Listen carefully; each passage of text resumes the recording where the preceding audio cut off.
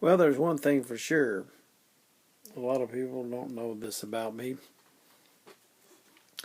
I have been touched by the hand of God to do a lot of different things. I've been blessed by God. I should have been dead a long time ago. But God's love, grace, and mercy is wonderful. And to deny Him would be foolish. So I give Him all the praise and honor and glory for my being here. Now, sometimes you watch one of my comedy videos, you think, well, he ain't too funny. Tell that to about 8.5 million fans that love me. It's a wonder sometimes about what life should be like or what life would be like without Jesus. I gotta honestly tell you, I don't want to find out. Sometimes you think that He's forsaken you, but He hasn't. You see, to make you stronger, or should I say, to strengthen your faith, God lets you go through a storm. Now, it might be a storm that you say, there ain't no way God's going to let me go through this.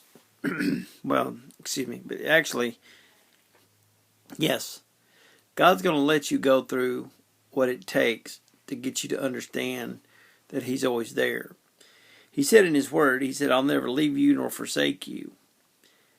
But the times that you've left Him and forsaked Him, the times that I've left Him and forsaked Him, it just sometimes don't seem real.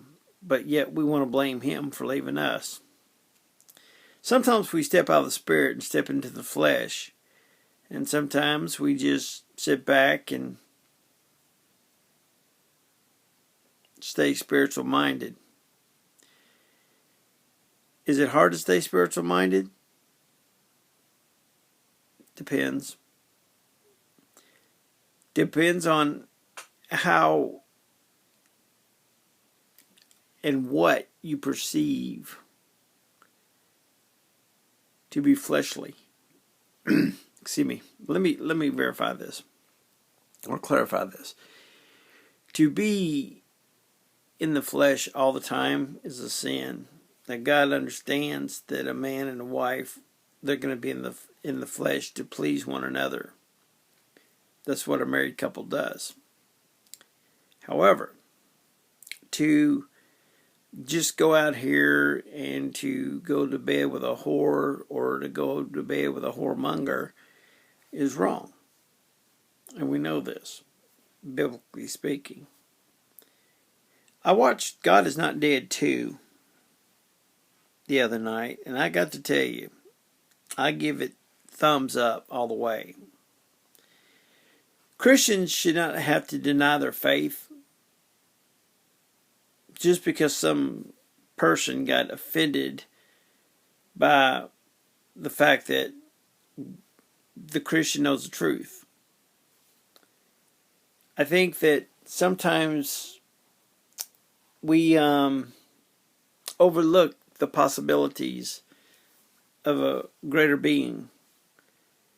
And I know in the book of John it says, in the beginning was the Word, and the Word was with God, and the Word was God, and the Word became flesh and dwelt among us, and we beheld His glory. That tells me that God came down in the likeness of sinful flesh, walked and was crucified for His namesake, just like we will be. God was showing us how things were going to be for us.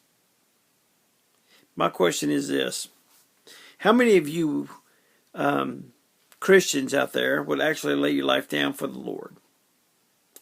Well, you're looking at one that would be glad to lay his life down for the Lord. I don't live 100% like I should, and I know I don't. But one thing's for sure: God knows my heart, and He knows I love Him. And I go through battles just like everybody else.